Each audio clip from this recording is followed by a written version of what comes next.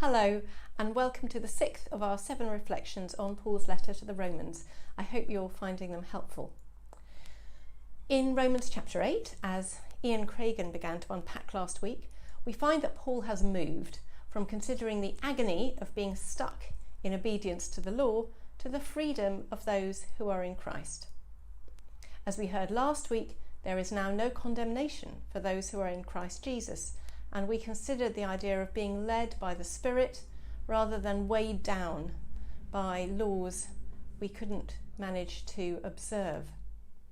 The freedom of putting down our burdens, if you like. This week we look at it from a different angle. We're thinking about adoption by God, and here's our text, starting at verse 12 of chapter 8. So then, brothers and sisters, we are debtors not to the flesh, to live according to the flesh. For if you live according to the flesh, you will die. But if by the Spirit you put to death the deeds of the body, you will live.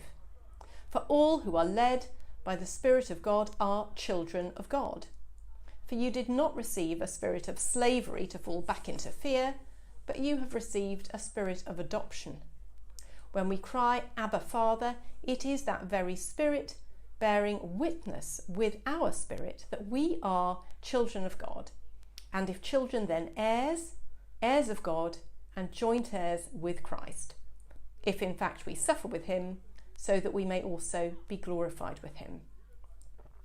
I consider that the sufferings of this present time are not worth comparing with the glory about to be revealed to us. For the creation waits with eager longing for the revealing of the children of God. For the creation was subjected to futility, not of its own will, but by the will of the one who subjected it, in hope that the creation itself will be set free from its bondage to decay and will obtain the freedom of the glory of the children of God.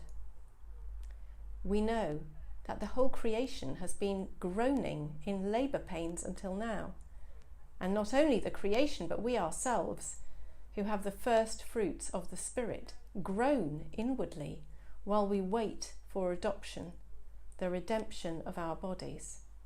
For in hope we were saved. Now hope that is seen isn't hope, for who hopes for what is seen? But if we hope for what we do not see, we wait for it with patience.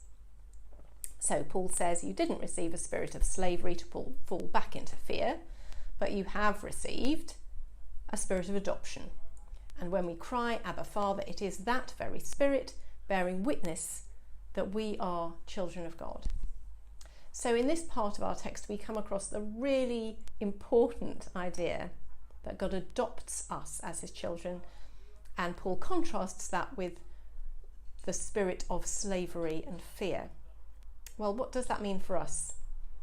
The idea of slavery is obviously unpleasant, and the idea of being adopted and taken care of is obviously comforting. But within the community Paul was writing to, these weren't abstract ideas. They were both images which had a very strong and immediate resonance, which perhaps we might miss today. Very few of us are adopted. And thankfully, even fewer people in our society are truly enslaved to another person. So to get more of the idea of what Paul was talking about, it might help to go back to the society Paul was writing to, the Christian believers in Rome, to get a bit more of the richness of these images. A very large proportion of those who lived in Rome were slaves. Up to 30 or 40% of the population of Rome at the time when Paul was writing. You could be born a slave or find yourself sold into slavery if you had debts you couldn't pay, or you could be compelled into slavery if the place where you lived was conquered by an invading army.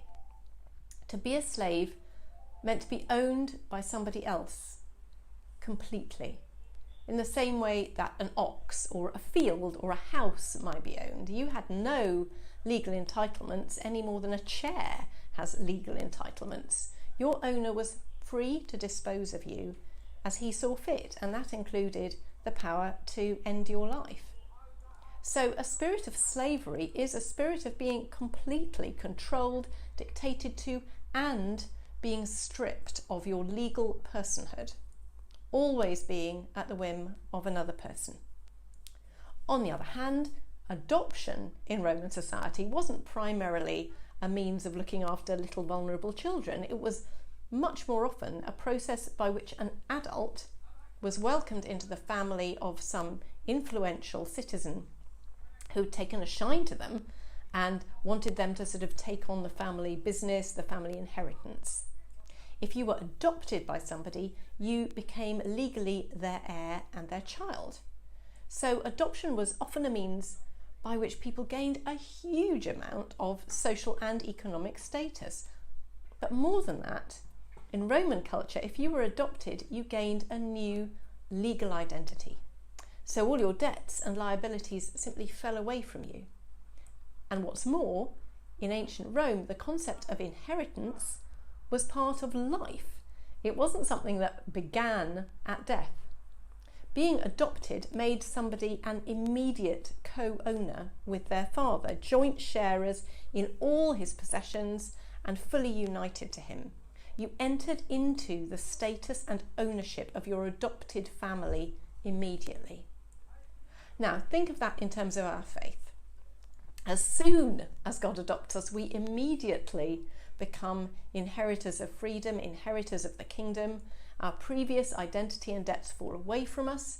We enter into the promised family of God, not when we die, but now. As we've said through a number of these studies, Paul is underlining over and over again our new identity in Christ as something which God has, by grace, already accomplished in us. As slaves, people were stripped of their identity. As adopted children, they immediately gained their father's identity.